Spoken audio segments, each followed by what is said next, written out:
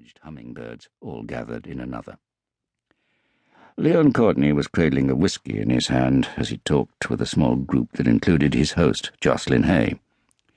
The two men stood out from the rest, both because they were taller than the others, but also because they were so obviously the dominant males in that particular pack, a pair of magnets for watching female eyes.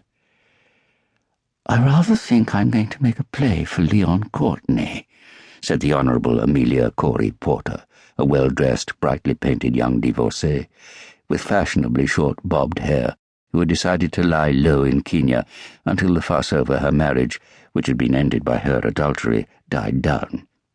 "He is quite utterly scrumptious, don't you think?" "Darling, you'll be wasting your time," Edina Hay informed her. "Leon Courtney's the only man in the whole of Kenya who refuses to sleep with anyone other than his wife. He barely even eyes one up. It's quite disconcerting, actually. Makes me wonder if I'm losing my touch." Amelia looked startled, as if confronted by an entirely new and unexpected aspect of human behaviour. "Refuses sex? Really? That hardly seems natural, especially when his wife is in no condition to oblige him. You don't suppose he's secretly a queer, do you?" "Heavens, no. I have it on good authority that in his younger days he was quite the ladies' man. But the moment he clapped eyes on Eva, he fell head over heels in love, and he's been besotted ever since." "I suppose one can't blame him," said Amelia, though her air of disapproval was plain. "I saw her at the Gymkhana, and she's perfectly lovely. What is it they say in romantic novels? Eyes like limpid pools. She has those, all right. But even so, she's enormously pregnant. No one expects a chap to live like a monk these days, just because his wife's blown out like a barrage balloon. Well, perhaps Leon Courtney's just an old-fashioned gentleman." "Oh, don't be silly. You know as well as I do that there's never been any such thing. But anyway, darling, do tell all about Eva. It's very strange. I thought I could detect a Northumbrian lilt in her voice. Daddy used to go shooting up there, and we'd all go out with him, so I know the accent from the staff and gamekeepers and so forth. But I've heard that she's actually a German. Is that so?"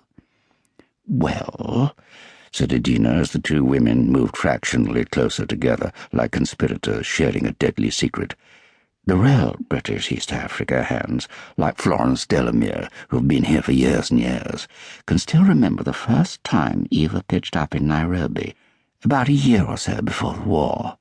Some ghastly German industrialist arrived in town on the most lavish safari anyone had ever seen, accompanied by a magnificent open motor car in which to go hunting, numerous lorries to cart all his baggage, and 2 huge aeroplanes made by his own company." "Good Lord, what an extraordinary show," Amelia said, clearly impressed by such a display of power and wealth. "Absolutely," Edina agreed. "Of course the whole town turned out to see the flying machines, but by the end of the day there was just as much talk about the ravishing creature who was parading around on the industrialist's arm, making no bones whatever about being his mistress, and calling herself Eva von something or other." "And that was the same Eva I saw today?" "Indeed she was. And guess who was the white hunter, acting as the German's guide?" "Goodness! Was it Leon Courtney?" "The very same. Anyway, Eva and the industrialist, apparently he was the absolute picture of the bullying, bullet-headed Hun, went back to Germany, and that seemed to be that. But then, really very soon after the start of the war, she was mysteriously back in Kenya, having parachuted down to earth from a giant zeppelin." "Oh, don't! That's just too extraordinary," Amelia laughed. "Well, that's the story, and I've heard it from enough people who were here at the time to believe it. Apparently the Zeppelin crash-landed deep in the heart of Maasai land, and it was shot down by—" Edina paused teasingly. "No, don't tell me. Not Leon again." "Absolutely. And out of the wreckage, looking as pretty as a picture and as fresh as a daisy, steps the lovely Eva, and falls, swooning, into his arms. Lucky girl. I'd happily swoon into his arms."